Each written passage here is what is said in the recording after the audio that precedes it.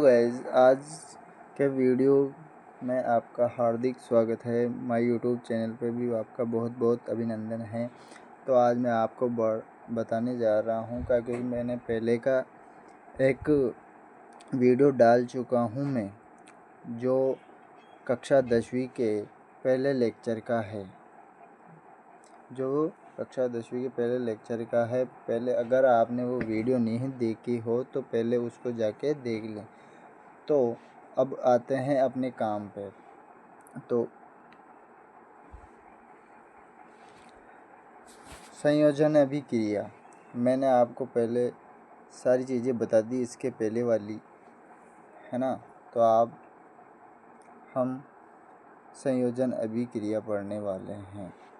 तो संयोजन अभिक्रिया क्या है संयोजन अभिक्रिया। संयोजन अभिक्रिया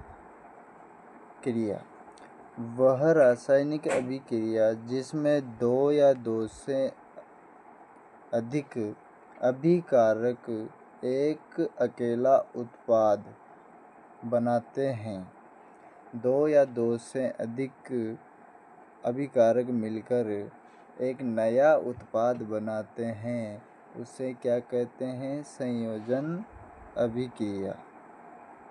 संयोजन अभिक्रिया। अब इसका एग्जाम्पल की बात कर रहे हैं हम, तो कोयले का दहन। जब आपने कभी कोयले का दहन किया हो तो वो क्या करता है?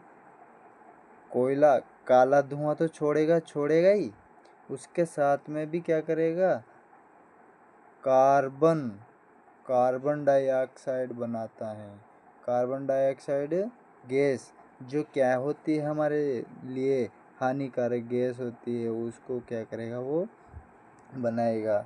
जैसे कार्बन और ऑक्सीजन को मिलाया तो क्या बन गया? Carbon dioxide. अब हो गया जल का निर्माण। तो जल, हाइड्रोजन गैस और ऑक्सीजन, अगर ये दोनों मिलते हैं तो अपने जल का निर्माण होता है।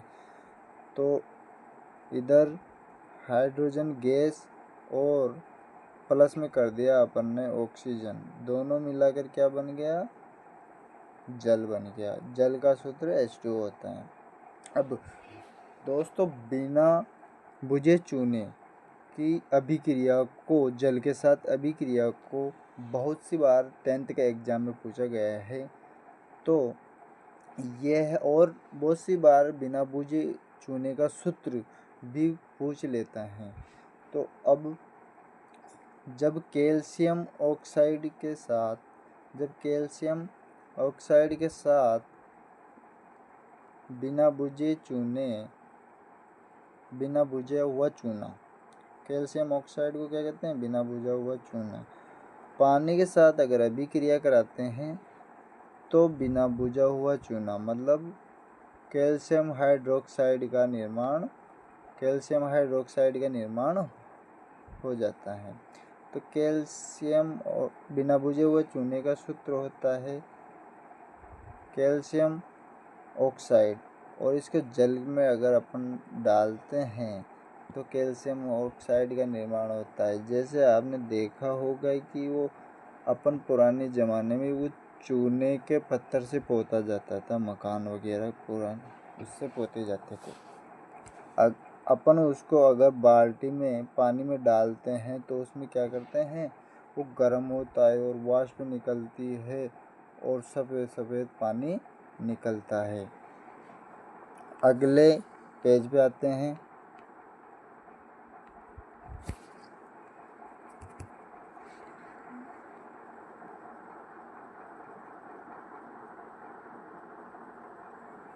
ये हो गया एक। ये देखो दोस्तों, अगर मैग्नीशियम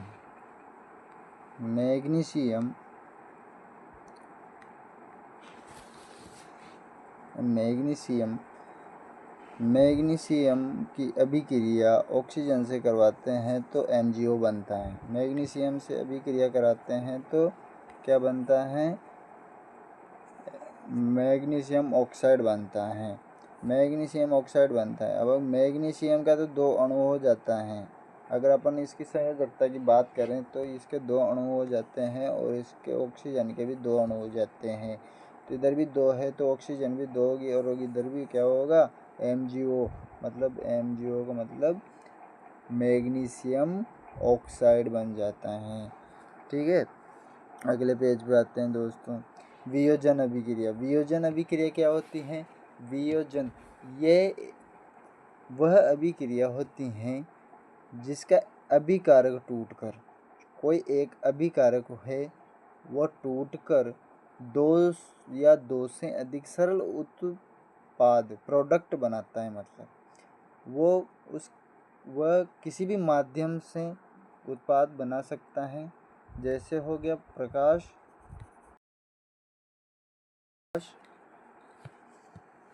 हो गया दोस्तों, प्रकाश हो गया, ऊष्मा होगी, विद्युत माध्यम हो गया और विद्युत माध्यम, 3 हो सकते हैं। तीनों में से कोई भी हो सकता है। प्रमुख उदाहरण कैल्शियम कार्बोनेट की, अगर अपन कैल्शियम कार्बोनेट को अगर ताप के साथ रखते हैं, जब कैल्शियम कार्बोनेट को गर्म किया जाता है तो कैल्शियम ऑक्साइड तथा कार्बन डाइऑक्साइड हो जाती हैं। जैसे मान लीजिए यहाँ कैल्शियम है, कैल्शियम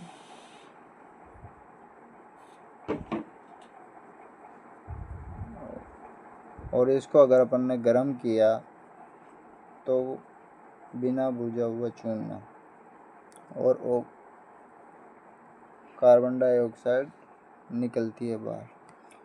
ठीक है, अगले पेज पे आते हैं। ये विद्युत अपघटनीय है जिसमें इसमें है ना, एक तरफ एनोड लगा रखा है, एक तरफ कैथोड और इसको बैटरी से कनेक्ट कर रखा है। पानी में विद्युत अपघटन करवा रहे हैं।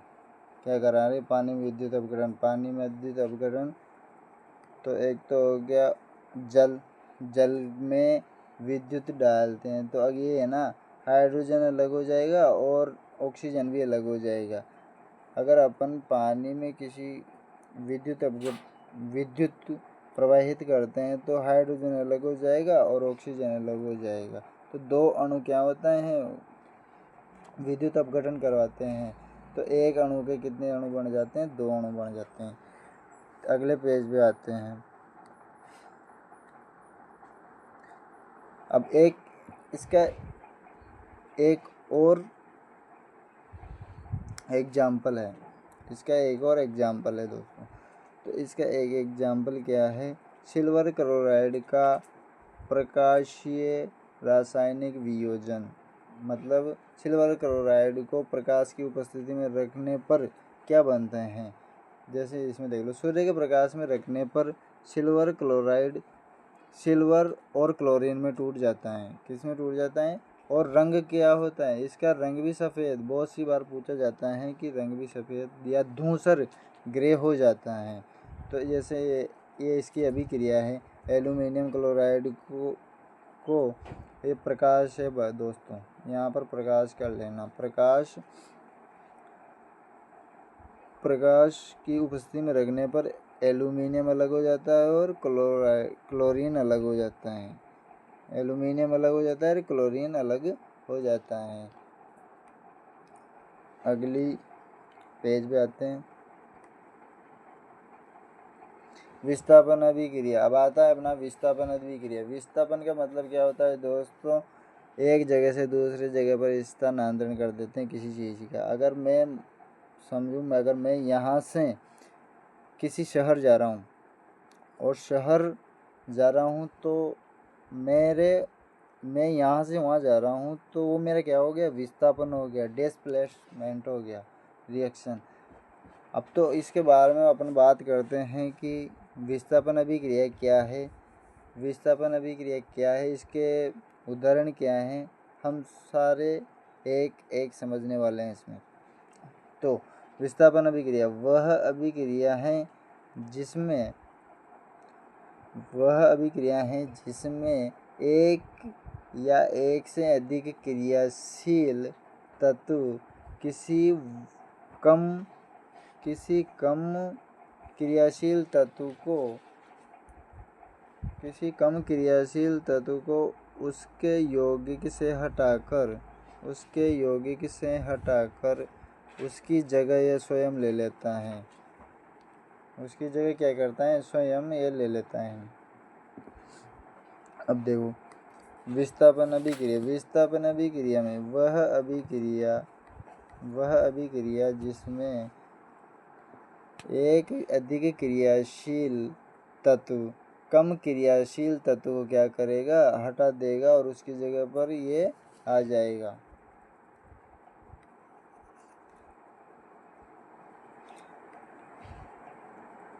मूलभूत सिद्धांत अधिक तत्व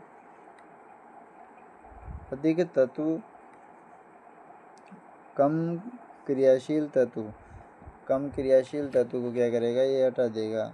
कम क्रियाशील तत्व को क्या करेगा? हटा देगा ये। जैसे जिंक हो गया अपना। अब जिंक को कॉपर सल्फेट के साथ अगर अपन अभिक्रिया कराते हैं तो जिंक सल्फेट बन जाता है, क्योंकि जिंक सल्फेट क्या है? ज़्यादा ताकतवर है। जिंक सल्फेट क्या है दोस्तों? ताकतवर ज़्यादा है। तो इसने क्या है किया? इससे सल्फेट से क्या कर लिया? दोस्ती कर ली।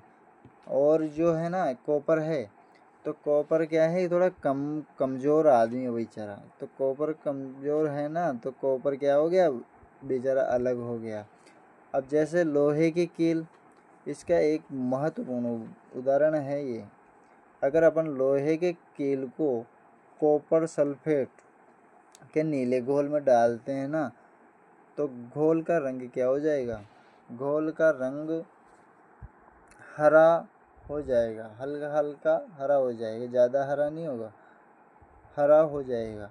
क्योंकि लोहा कॉपर को हटा देता है, मतलब कॉपर को हटा देता है। तो ये क्या है कि अपन ने जो कील डाली है ना, तो वो कील क्या है कि जंग छा जाएगा उस पर। अगर अपन बाहर निकालेंगे ना उसे, तो जंग छा जाएगा। जैसे मान लो आयरन की कॉपर सल्फेट से अभिक्रिया, ये इसकी अभिक्रिया है। ये क्या है? इसकी अभिक्रिया है, जो कि इससे अभिक्रिया करने पर कॉपर सल्फेट को क्या कर दिया इसने? कॉपर को अलग कर दिया इसने। क्या कर दिया? कॉपर को अलग कर दिया। अब आते हैं अपन अगले पेज पे।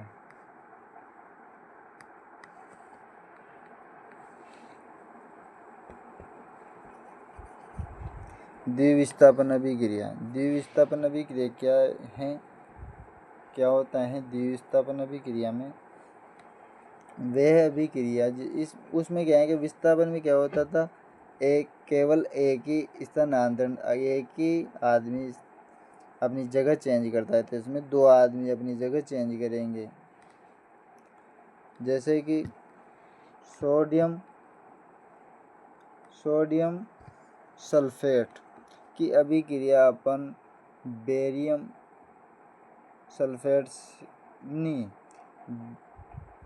सोडियम सल्फेट की अभिक्रिया बेरियम क्लोराइड से अपन करवाएंगे ना, तो बेरियम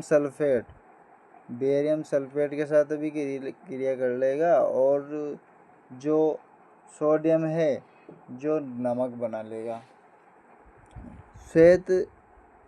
श्वेत रंग के एक पदार्थ का निर्माण होता है जो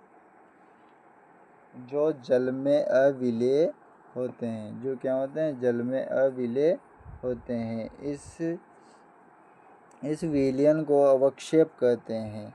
इस विलयन की जो जल में विलय हैं उसे अवक्षेप कहते हैं, और जो जल में विलय नहीं हो तो उसे अवक्षेपण मतलब अवक्षेप कहते हैं। ठीक है, ये एक प्रज्ञनली है दोस्तों। एक प्रज्ञनली में सोडियम सल्फेट है, इसमें बेरिलियम क्लोराइड के उसमें विलयन है, जिसमें एक प्रज्ञनली में तो बेरियम क्लोराइड का विलयन है, और दूसरी प्रज्ञनली में सोडियम सल्फेट के विलयन को बेरियम क्लोराइड के उसमें डाल रहे हैं। अब उसमें डालने पर क्या होता है, एक तरफ तो नमक बन जाता है और एक तरफ क्या होता है, बेरियम सल्फेट बन जाता है। ठीक, अगले पेज पे आते हैं दोस्तों।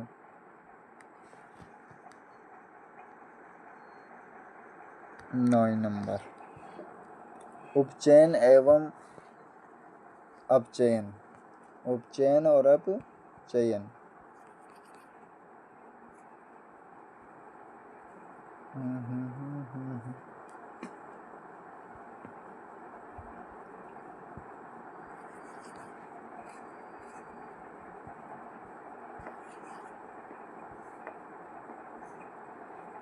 उपचयन, उपचयन और अपचयन में क्या होता है, ऑक्सीजन का आदान प्रदान होता है।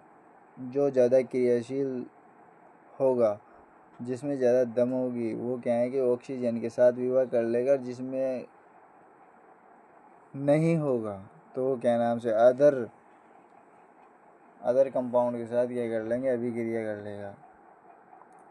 तो जैसे मान लो सोडियम की क्लोरीन के साथ अभिक्रिया कराए तो NaCl, ये तो क्या है कि इलेक्ट्रॉन वाली बात होगी, क्योंकि क्या है कि सोडियम क्या है कि ज़्यादा ताकतवर था, जो क्लोरीन के साथ वे भी क्रिया करके और क्या कर लिया, उसने नमक बना लिया।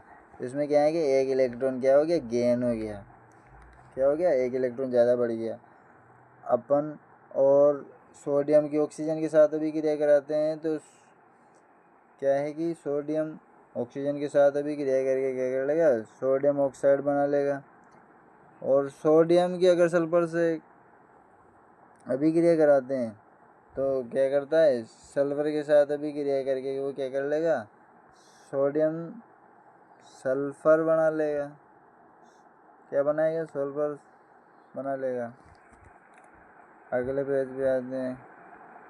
अगला पेज में कुछ नहीं है यार।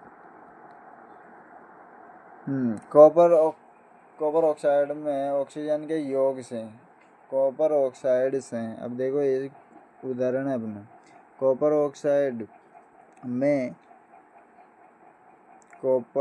ऑक्सीजन के योग, अगर कॉपर में अपन ऑक्सीजन को मिलाएंगे तो क्या बनेगा, ऑक्सीजन तो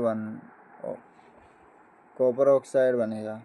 क्या बनेगा, कॉपर ऑक्साइड बनेगा। ठीक है। यदि एक गर्म पदार्थ कॉपर ऑक्साइड के ऊपर हाइड्रोजन प्रवाहित की जाए तो सतह की काली परतें भूरे रंग की हो जाती हैं। दोस्तों भूरे रंग की, यहाँ पर भूरे रंग लिखा हुआ है। जो अगर अपन कॉपर ऑक्साइड पर हाइड्रोजन गैस की प्रवाहित मतलब हाइड्रोजन गैस को ऐड करते हैं तो सतह की परतें क्या हो जाती है, भूरे रंग की हो जाती हैं, क्योंकि इस स्थिति में विपरीत अभिक्रिया संपन्न होती हैं तथा कॉपर प्राप्त होता है। कॉपर ऑक्साइड प्लस अगर हाइड्रोजन, कॉपर ऑक्साइड और हाइड्रोजन अगर इनकी अभिक्रिया कराते हैं तो क्या होता है अपना, कॉपर प्लस कॉपर तो अलग हो ही जाएगा और हाइड्रोजन क्या करेगा, ऑक्सीजन के साथ मिलकर क्या कर लेगा, जल बना लेगा। हाइड्रोक्साइड बना लेगा। हाइड्रोजन ऑक्साइड का मतलब होता है जल बना लेगा। अब जल बना लेगा। अब बात करते हैं अभिक्रिया, अब नीचे वाले पॉइंट पे आते हैं। अभिक्रिया के समय जब किसी पदार्थ में ऑक्सीजन की वृद्धि होती है, अगर अभिक्रिया में ऑक्सीजन की वृद्धि होती